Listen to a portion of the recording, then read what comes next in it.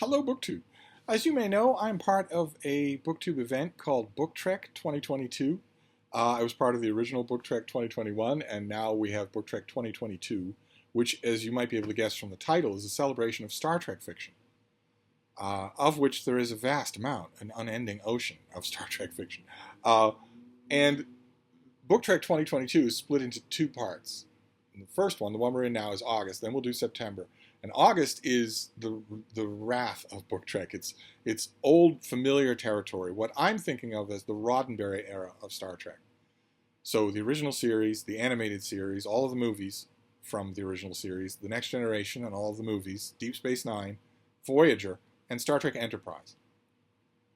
After which there's a line, and you have the J.J. Abrams Kelvin timeline, and then New Trek, Alex Kurtzman Trek. And all of that new stuff will be next month. But for August, I have been reading and rereading a ton of Star Trek stuff. I've read a lot of Star Trek novels, but there are quite a few that I haven't read, especially in The Next Generation.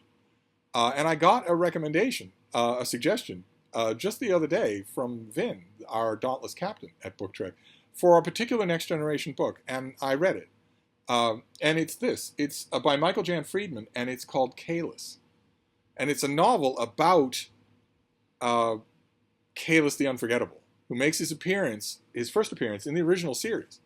There's a fairly absurd but touching episode called Errand of Mercy in the original series, where an omnipotent alien species, they've met one of those a week, creates perfectly lifelike duplicates of famous figures from history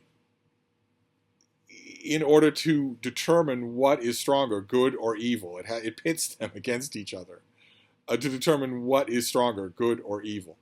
The forces of good are Jim Kirk and Mr. Spock, and also Surak, the founder of Vulcan logical philosophy, and Abraham Lincoln.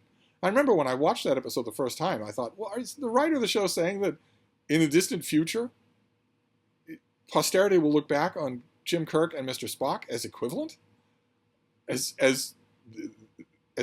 that historically important to Lincoln and Surak, and it's done really well. Kirk has always admired Jim Kirk has always admired Abraham Lincoln, and Spock, of course, like all Vulcans, reveres Surak. But even though they admire these simulations, they don't necessarily believe it. They, of course, don't believe these are the real people. And they are opposed by 4 other people. And one of those other people is Kahless the Unforgettable, the Klingon who was the most ruthless, we're told, the most ruthless Klingon in Klingon history. we have other figures too, although none of the 4 figures of the bad guys in that episode are contemporary figures. Right? It's not. You've got Kahless the Unforgettable, who died 1,000 years ago, but you don't have a modern day Klingon. You don't have Kang or Koloth. So Kirk and Spock are outliers here. They are contemporary figures, and the episode proceeds much as you would expect. So the two forces square off against each other. It shouldn't be much of a contest, except that if you've got one side has 2 Vulcans, then that's not much of a contest, except that Surak is a pacifist. He won't fight his enemies. And then we heard no more of it. we heard no more of it. I think Kahless came up in a few Dot Matrix fanzine fan fiction stories, but only as the worst of bad guys. Attila the Hun on steroids. And then Star Trek The Next Generation came along and gave us a reimagined Klingons. People who are ruthless, yes, and merciless, yes, and who were the Federation's enemy for a long time, but who are, The Next Generation fleshes them out as 3-dimensional beings. Most helpfully by giving us a Klingon as a main character so that we can get to know them through him. And it's a masterful job. I have always said that if the original Star Trek fleshed out and gave us the Vulcans, then Star Trek The Next Generation fleshed out and gave us the Klingons. And so we learn, naturally, when you have a story like that, something that happens like that, Kahless himself as a character is going to change. If he shows up at all in The Next Generation, he's not going to be just the worst, most bloodthirsty tyrant of all time. Instead, he'll be a more complex figure, and he does show up in The Next Generation. You wouldn't think that would be possible. But it turns out that the monks on Borath, they're always getting people into trouble in like 3 different Star Trek incarnations. The Klingon monks on Borath get people into trouble. They managed to clone Kahless. A clone of the original badass Klingon emperor. And in the course of that episode, he becomes the emperor of the Klingon Empire. So you have, an incredibly powerful politician, in this case Gowron, who is the leader of the Klingon High Council, but he's not the emperor. The emperor is sort of a figurehead figure, like the Queen in England. And it's a clone of, no less than a clone of Kahless. And that's only one episode in The Next Generation, and that comes and goes. And you barely ever hear of it again. I think his name comes up a couple of times during Klingon Rites of Succession episodes, but we never see him again, I don't think. And Michael Jan Friedman decided to write a book about what that would be like. Explore some of that. And very candidly here, he pits Kahless not only against a plot that he sees in the Klingon Defense Forces that could be dangerous to the Empire, but also against his own reputation, against his own almost religious worship of the tall stories that have encrusted his legend over the centuries. He knows the truth of those. He knows how little truth there is in them. He knows the real story. And Michael Jan Friedman in this book splits the narrative to give us both the story of Kahless involving Lieutenant Worf, the Klingon on the Enterprise, and also Captain Picard, in his attempt to root out this conspiracy before it takes his life and God knows who else's life. But the novel is also split with the historical Kahless in heroic times, as we see the stories as they actually happened that would later become mythology, all the mythology that the Klingons have about Kahless. None of that mythology actually happened, but the stories are fleshed out. And Vin was right. This was fascinating. It was ultimately disappointing for me, not only because I really wanted a more talented hand here. Michael Jan Friedman wrote a original series Star Trek novel, also heavily dealing with the Klingons, that likewise felt to me like, everything's here, all the ingredients are here, but this never gets up to boil. And it should. This should be a fantastic meditation on power and legends and mythologizing of individuals. It should be a fantastic, savage book. There are a couple of writers out there. I imagine this book written by Joe Abercrombie, and you get a sense of what this could have been and should have been. Instead, this is a polite Star Trek novel. Still was interesting all the way to the end. There's a very exciting, action-oriented ending. I was very happy that in the action-oriented ending, Michael Jan Friedman remembers that Captain Picard might be the captain of the Enterprise, but that doesn't make him all things to all people. Right? There are some captains, some characters in Star Trek that you can believably imagine going toe-to-toe with a Klingon in unarmed combat. And Jean-Luc Picard is not one of those people, and that's no slight on him. That only a Klingon would think that was a slight on him. That's no slight on him. Benjamin Sisko, cold, almost Vulcan in his dispassion, but with that undercurrent of seething rage. You could easily picture, in fact, we see it happen, that he could hold his own against a Klingon warrior.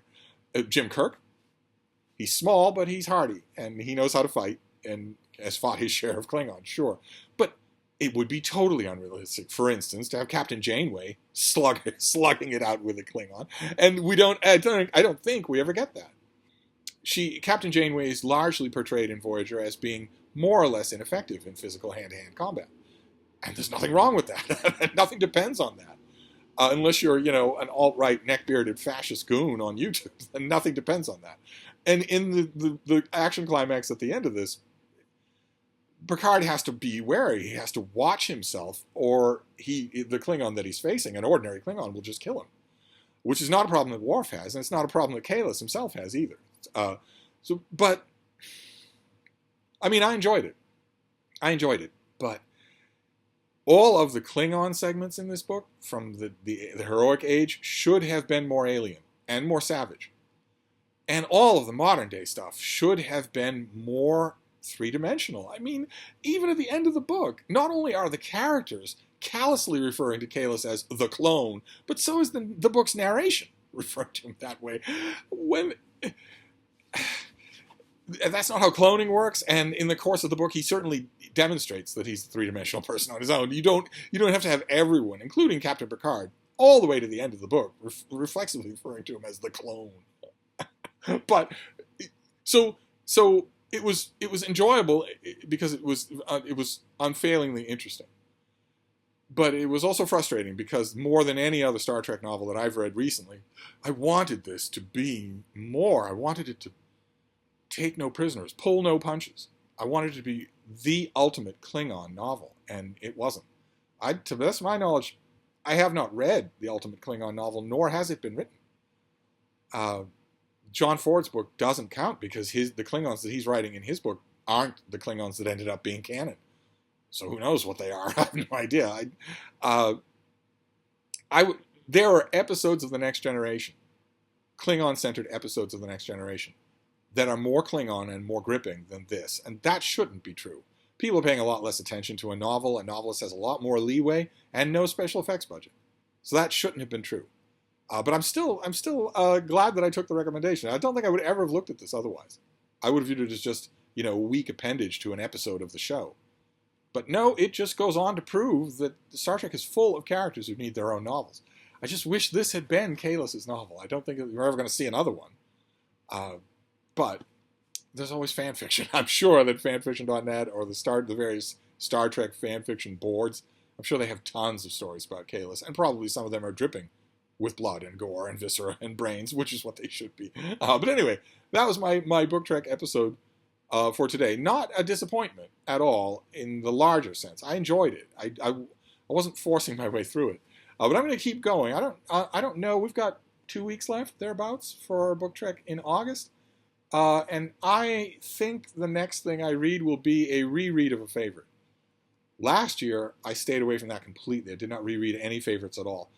This year, I've been going to them to sort of revive my energy if I read something like this, where there were more lost opportunities than seized ones. So I think I will reread an old favorite. I don't know what it'll be, but you'll find out, because I will natter on and on about it. Anyway, that's Book Trek for today. I'm going to wrap this up for now, but I will see you soon. Thank you, BookTube.